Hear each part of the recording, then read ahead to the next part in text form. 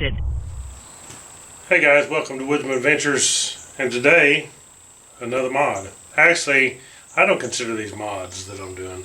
I mean, to me, mods is, you're changing the motor for performance and all that, and I'm not actually changing anything performance, All I'm doing is making improvements, not really modifying it. I'm putting better stuff on it, like, a skid plate. That's something you got to have to keep from tearing your bike up. A rear cargo rack. It's not necessarily, to me, it's not a mod. You're putting it on there so you can haul cargo.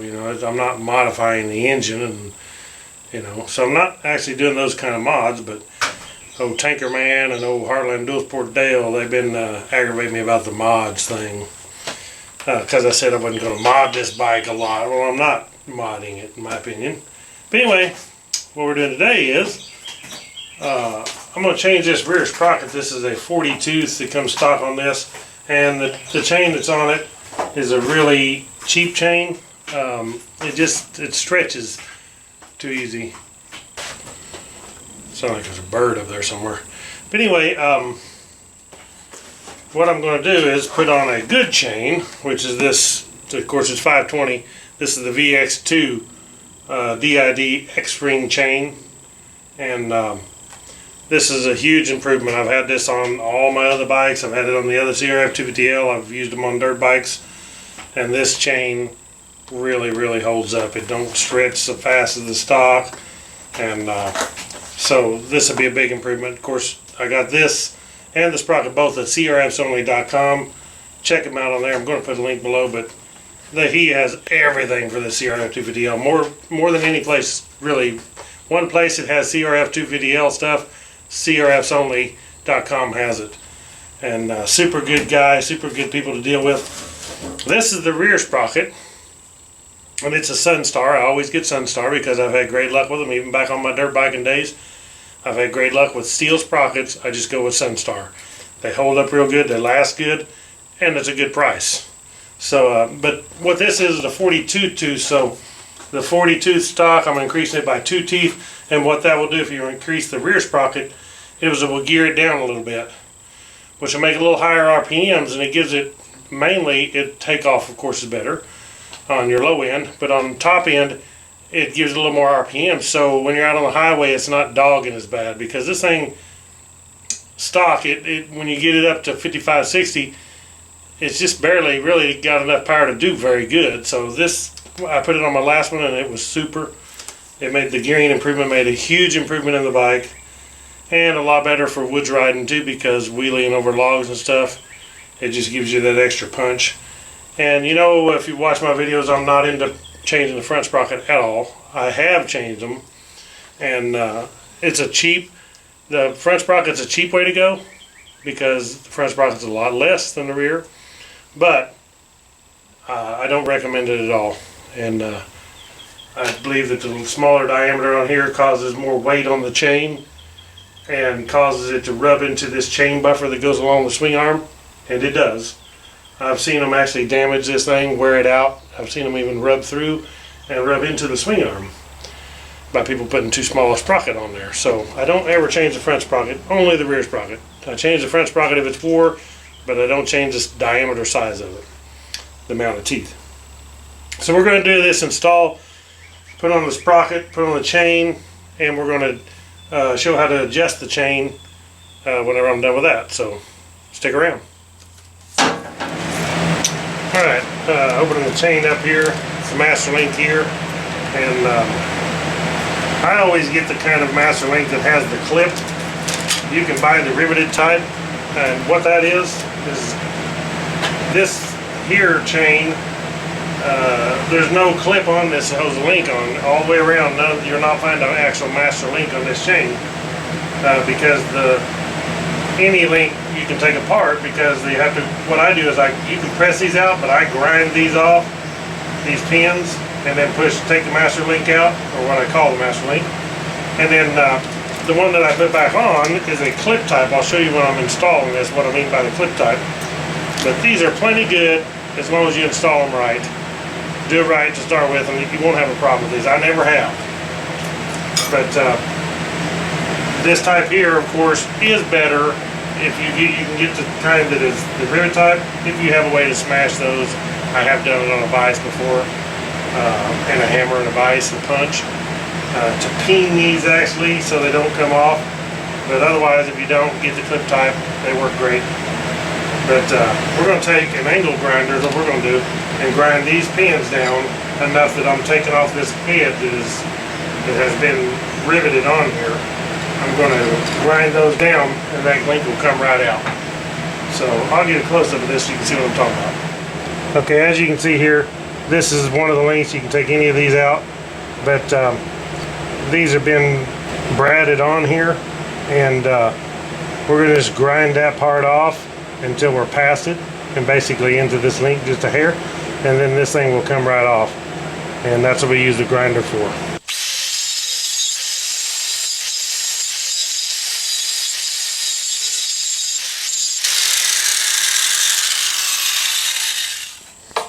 Alright, I've ground those pins off to where they're down to the plate, so it should be easy to come off. Remember that after you grind that, of course, that's going to be hot and it'll burn you good. All you got to do then is take you a flat screwdriver, set it under at an angle underneath the side plate there, and you can see it just pop right off just like that, and that's that simple.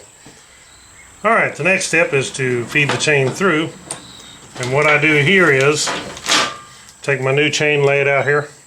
I take one of the old link that I ground the pins off of, put it back in the old chain, slide the new chain on this one like so. Then I can just take this chain, pull it around, and feed the new chain all the way through. And this saves me from having to take the cover off here for the front sprocket and do it. I can just feed the chain right through this way, all the way around.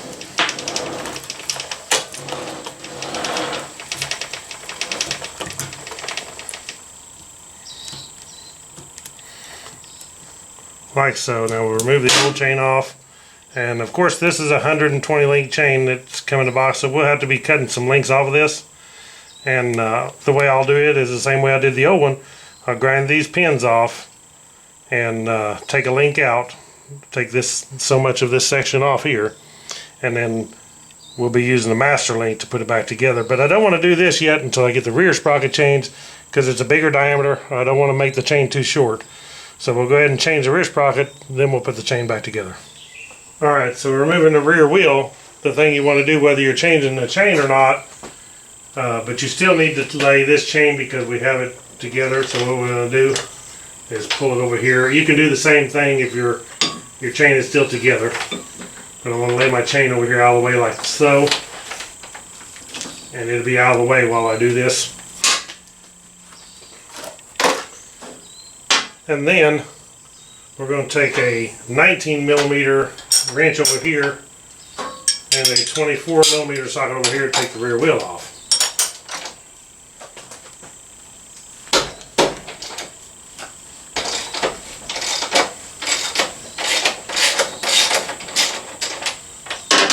When you get done with this, when you put this back together, you will need to torque this back to factory specifications.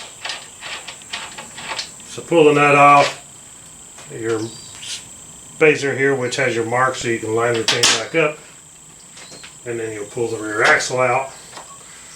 This side, hang on to your wheel because it's going to fall, like so.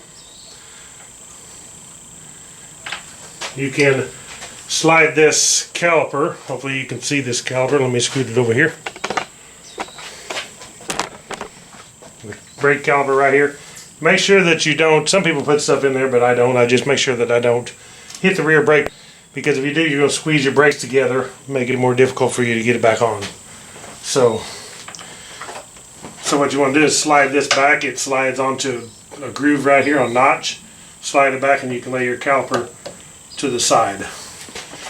Alright, now we're ready to remove the sprocket. One thing I want to stress on these is a lot of people make the mistake is they will put an Allen socket on here, an Allen wrench, and they try to turn this to break these loose.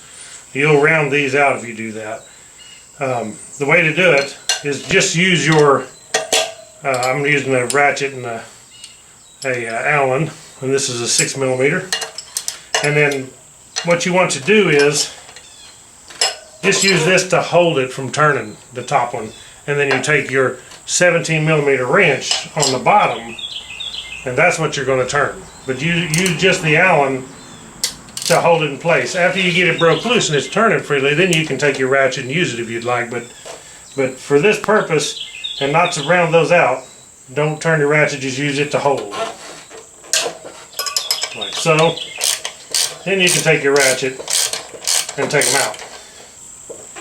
Let's turn that. Now we can do the same and go all the way around.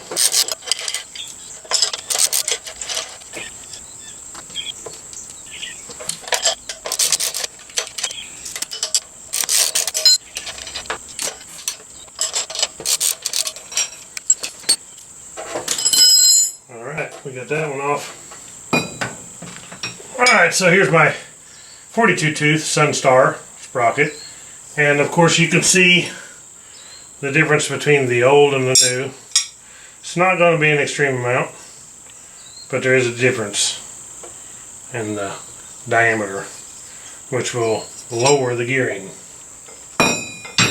So at CRF250L they actually have, this is a 42 tooth, but they have the stock 40 if you're just replacing your stock sprocket like the gearing.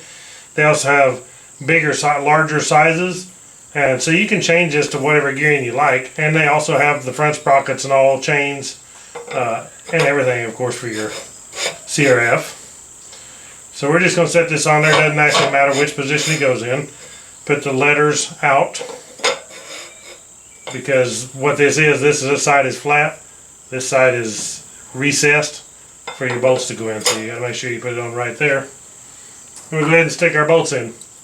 And some people take these bolts and they put Loctite on them. I do not recommend putting Loctite on them, because it will make it, if you use red or something, it will make it harder to get back off. And these are lock nuts.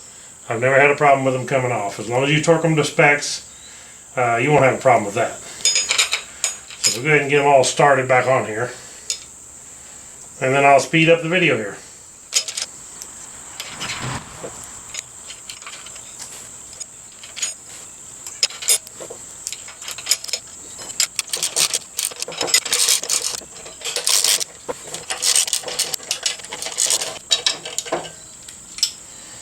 Alright, the next thing we're going to do is torque these bolts here. And to do that, we'll need to hold this top with our ratchet again. We don't want to be tightening with this. And then we'll torque them with a torque wrench. Now, if you don't have a super short socket, you're going to have a real difficult time getting on these. I happen to have one. Or sometimes you can get a long extension up through the bottom, but you need an extremely good extension, or otherwise it's going to flex and you won't actually get the right torque value. So, but anyway, we'll go around and torque these bolts. Go ahead and stick the wheel back on.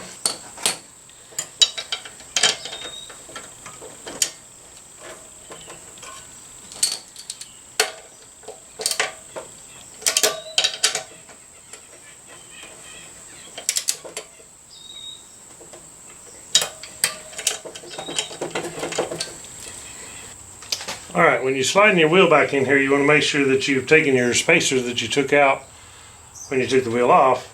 Clean the dirt and debris off of them. Make sure that you're real good and clean, so when you insert them back in there, you're not introducing any dirt in around the seals of the bearings. So you got one on each side. Some motorcycles, they're a different length, and you want to make sure you get them on the right side, but on the 250L they are the same length, so that's a plus. And then what we're going to do is roll it up in here. Now, when we get this thing up, we'll need to have our brake caliper on here, which goes on this notch right here. And it should sit fairly in place as long as you are easy and don't bump it around much. The thing you got to do when you put this in is you want to make sure both spacers are in the proper place, which is right here, and on the other side it's up against the swing arm. As you go up, real careful, and at the same time you want this disc to go in between your two brake pads on your way up. And then when you get it up there, you can slide your axle in. Hold these spacers together kind of helps to get it in there. Like so. It also helps if you have a second person to help you and give you a hand, but that makes it a lot easier.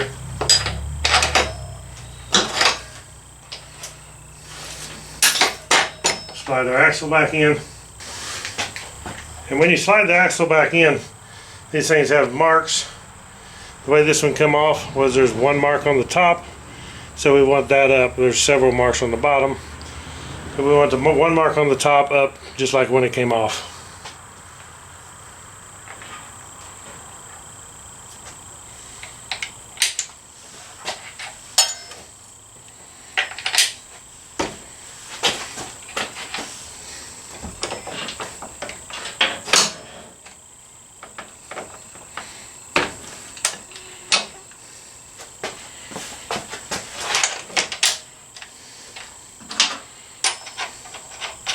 Spin our nut on there just to hold everything in place. We want to leave this loose for right now. Alright, now what we're going to do is take our adjusters here. This is for our chain adjustment and to keep the wheel straight. We want to loosen this lock nut and crank these in so we can scoot the wheel forward and get as much forward as we can. So what you want to do is, if you can, you can get your wrench on here to go ahead and break them loose. It's a lot better than trying to use the open end. But you can't do that once you've got it off and you're tightening it up. But for now, it works pretty good. Just put the wrench on there. Because if you ain't careful and you don't have a good 12mm wrench that fits tight, you'll round these corners off on this hex nut. So now we want to spin these bolts in.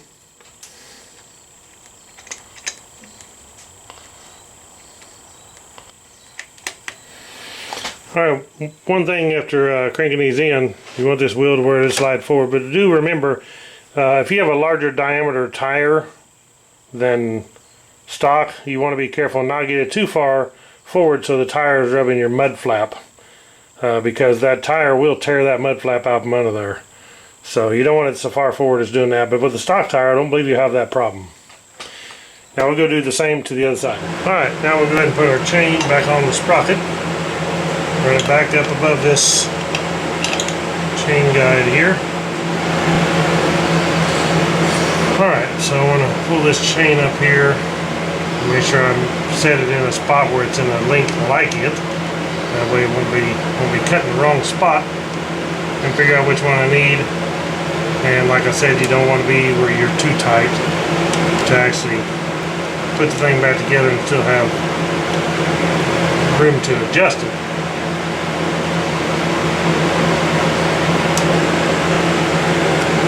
Okay, when I find the one I want, I'm going to take this rag and clean it off. I don't lose it, know which one I need to cut. Alright, we'll take my grinder and grind that link. If you doubt that it's not right, always cut one extra link. You can always take it out, but don't cut it too short.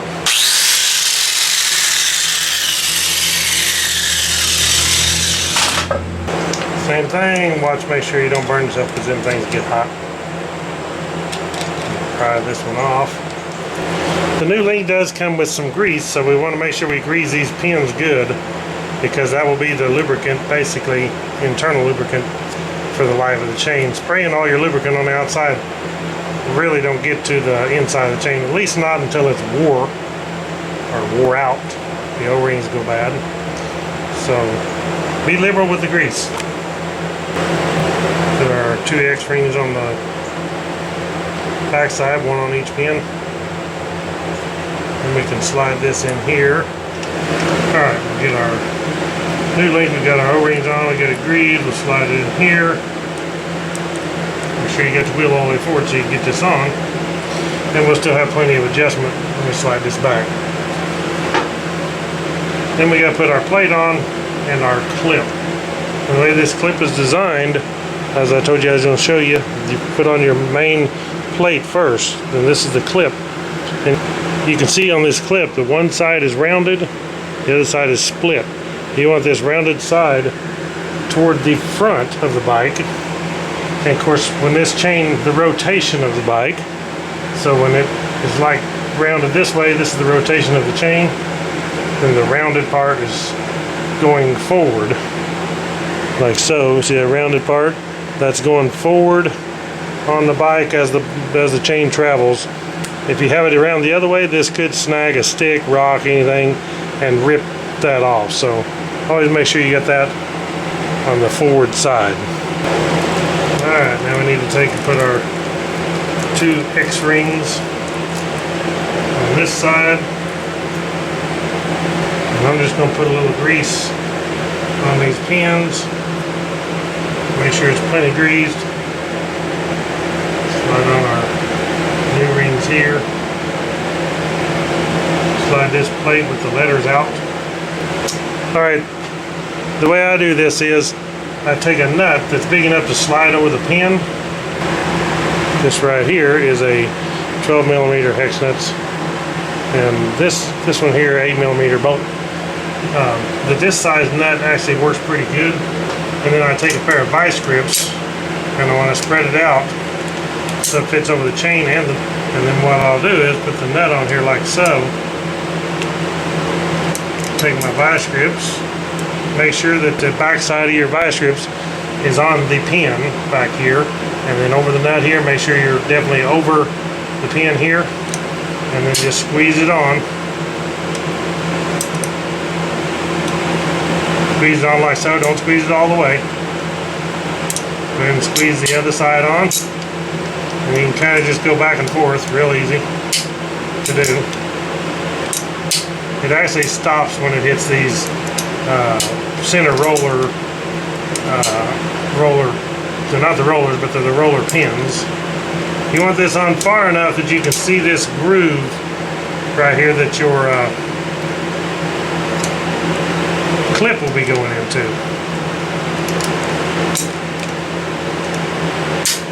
Like so.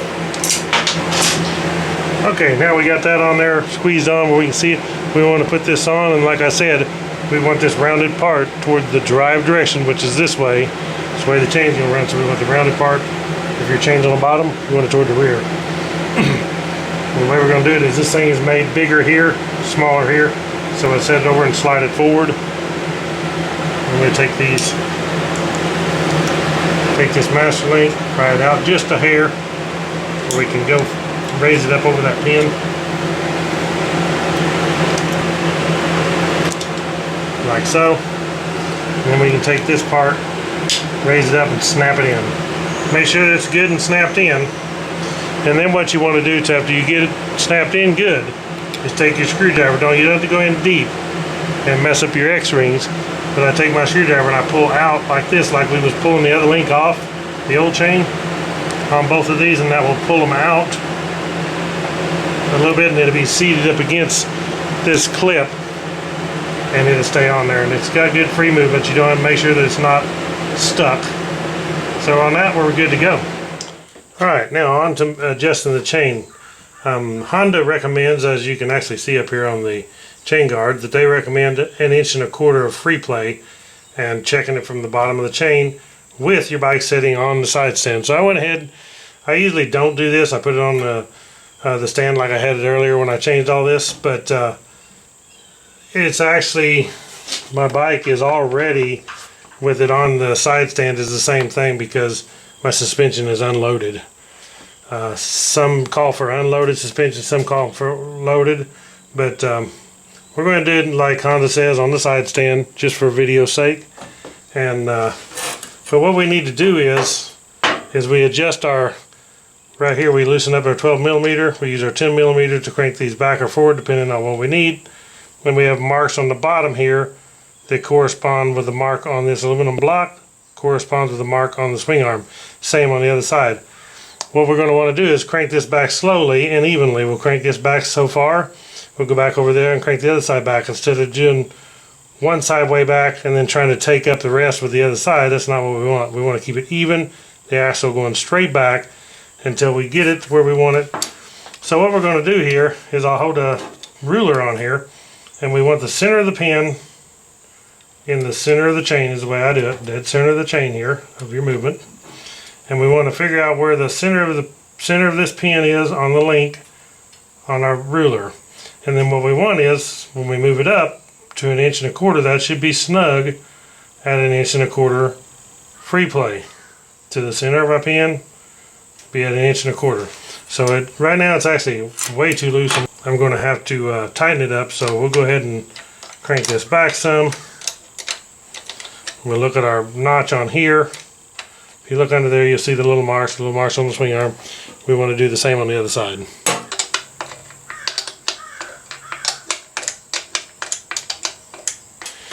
And of course, when we do this, we want to make sure that we keep our wheel forward. So this is called a push block system for a chain adjustment. So we want to make sure our push blocks are up against our adjustment bolt.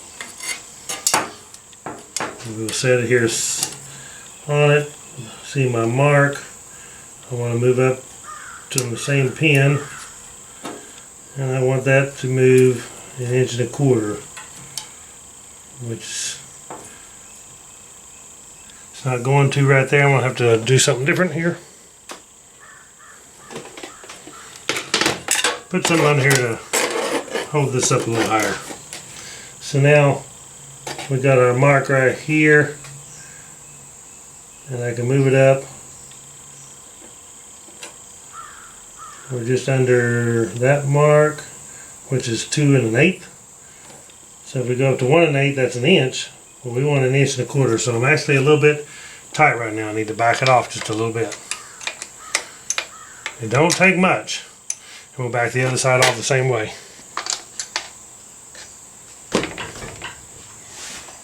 And again, make sure your wheel is all the way forward. So we'll see where our pin is again. It's at 1 1/8 inch, so we need to go up to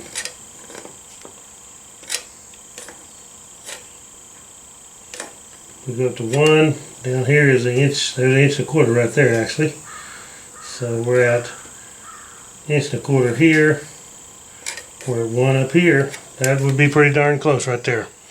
So we have 1 1/4 inch free play up and down, just like the book says. We're on the side stand. Our blocks are set forward on our wheel. So now what we need to do is hold this forward while we tighten up our wheel. We can go ahead, if we got these adjusted and held forward, make sure our marks are the same. We'll go ahead and tighten up these cinch or lock nuts right here. Alright, now to hold this forward, what I do is there's several different ways. I've seen people stick an Allen wrench in there or a screwdriver. It just holds pressure on it and keeps these all the way forward while you go ahead and torque down your axle. But what I do is pretty simple for me. I just take a grease rag, put it in the top right here, and I just roll this back. You don't want to roll it back till you tear some up or too tight, but just roll it back till it's snug. That will put pressure on the chain and make these go forward so you can torque it down. And we will put our 3/4 inch wrench on here, and we'll put our torque wrench over here, and we need to torque this at 65 foot-pounds by Honda's specifications.